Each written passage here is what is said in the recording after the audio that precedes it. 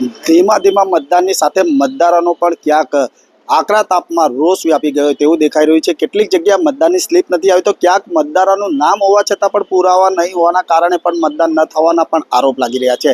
શું નામ છે તમારું? ભીખાભાઈ બારીયા. ભીખાભાઈ ક્યાંથી આવો છો? અડાજણથી. અડાજણથી આવો છો? હમણાં ત્યાં રહેવા ગયો, અત્યાર સુધી અહીંયા રહેતો 14-15 વર્ષથી.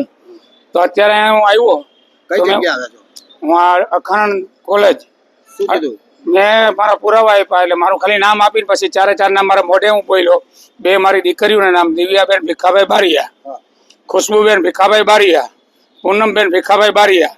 પછી મારા ફોટા હામાં છે તો મને કહેવાય આધાર કાર્ડ લઈ આવો. હવે મારો તબેલાનો ધંધો છે, આધાર કાર્ડ લેવા ક્યાં જવાનું? મતદાર યાદીમાં નામ છે તમારું? મતદાર યાદીમાં નામ છે, ફોટા છે. હું જે નામ બોલ્યો એ લોકોએ ચેક કર્યું તો એમાં નીકળ્યું.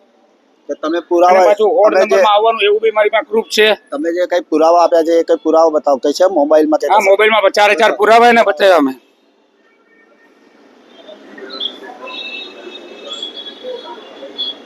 શું કીધું છતાં તમને? એ કે આ નહીં, હાલ આધાર કાર્ડ લઈ આવો.